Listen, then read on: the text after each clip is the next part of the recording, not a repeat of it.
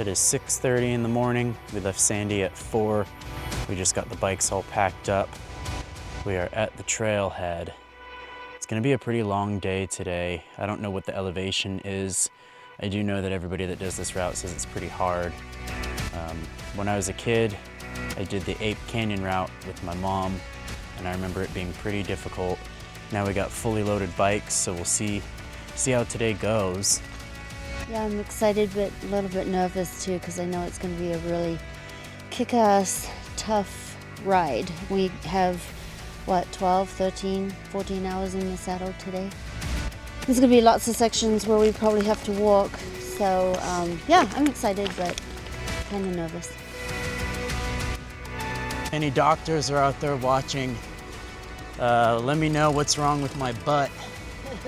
I have some serious nerve pain going on, and it's been happening for a while. And I don't want to hear that I need to take time off the saddle. That's a load of crap. Puffies are coming off even though it's raining. Oh, it's sprinkling.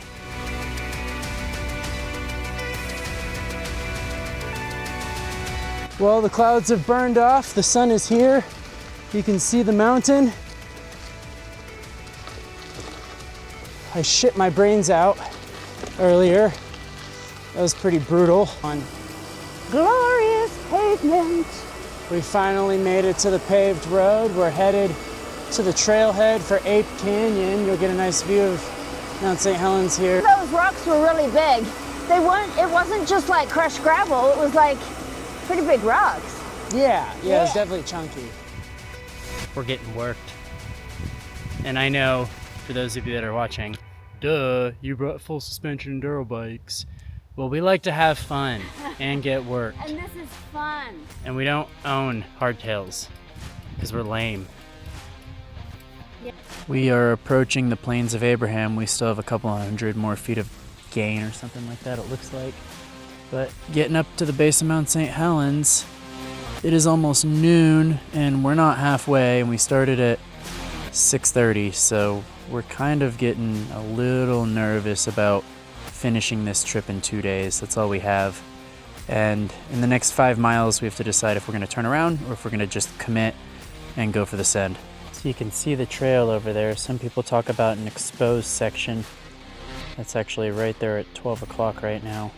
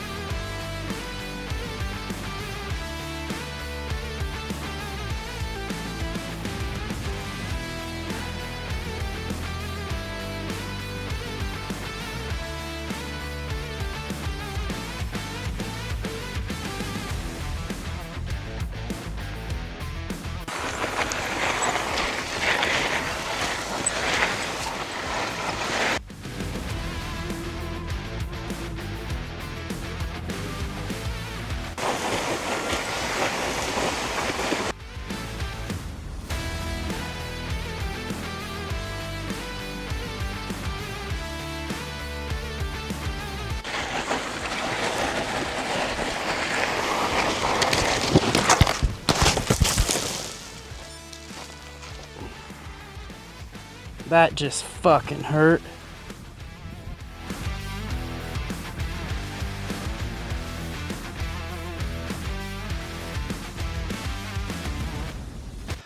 We just made it to pavement and my mom heard a trickle of water and we're pretty much out. So we're gonna fill up, take a rest, and then start the other half of our day, which is supposed to be the harder half. It's 2:18 and we started at 6:40.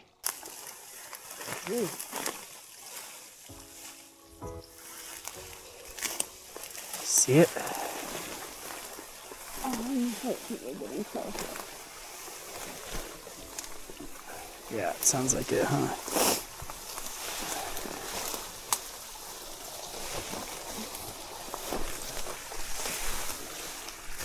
In the bushes, trying to filter some water because we're dehydrated and tired.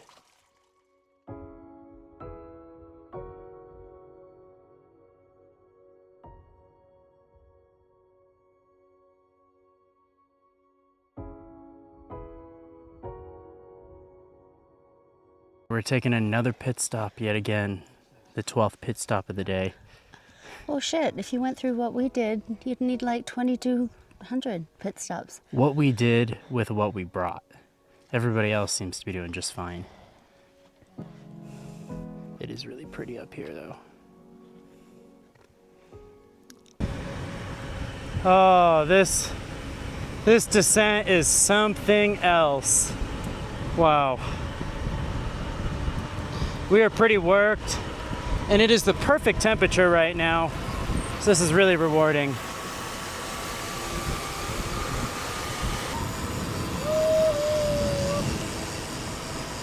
Yeah, do this all the way now. Right?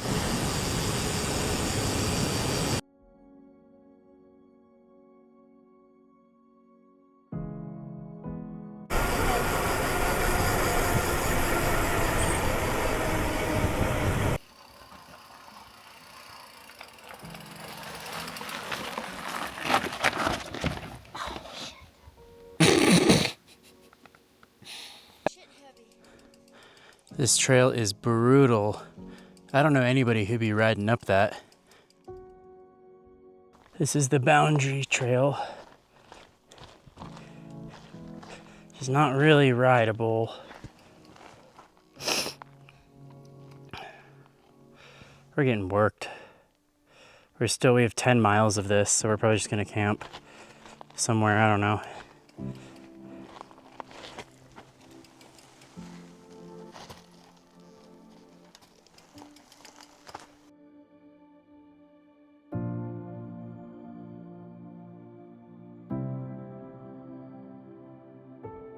Camp.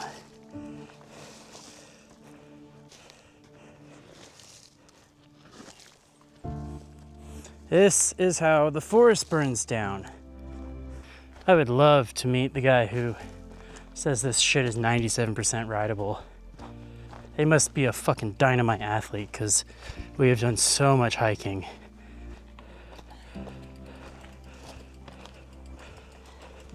I'm doing a lot of hiking back down the hills to help my mom push her bike because she weighs like just barely 100 pounds. And she's on a size small, which is too big, Santa Cruz Bronson. And we did put XC tires on it, but that with the panniers, it is more than half of her body weight.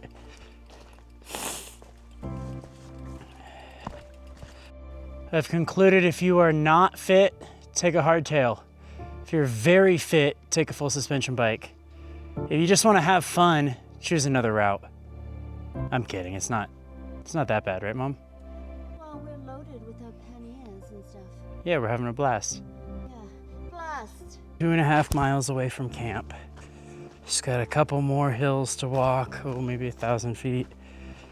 I was kind of thinking, if you're thinking about doing this route and you own panniers or a saddlebag, do not take the panniers. It is really hard to hike through this stuff. I'll show you with the panniers because there's nowhere to walk or put your body other than your bike. The panniers fit in the ruts and in the trail for sure, but you can't really walk, like push the bike with them because they kind of get in the way. So definitely recommend using like a rear rack with a dry bag or just going with a saddlebag.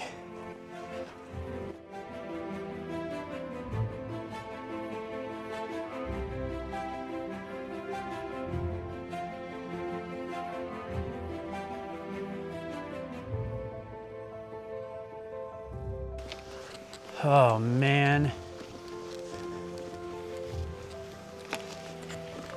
Holy crap. We're wasted. And not the kind that you want to be. Just made it to Badger Lake. We left the car at 6:40 this morning. I am really, really, really, really impressed with my mom. She has kicked ass. We might be sleeping in tomorrow and turning this into a 3-day trip. Oh.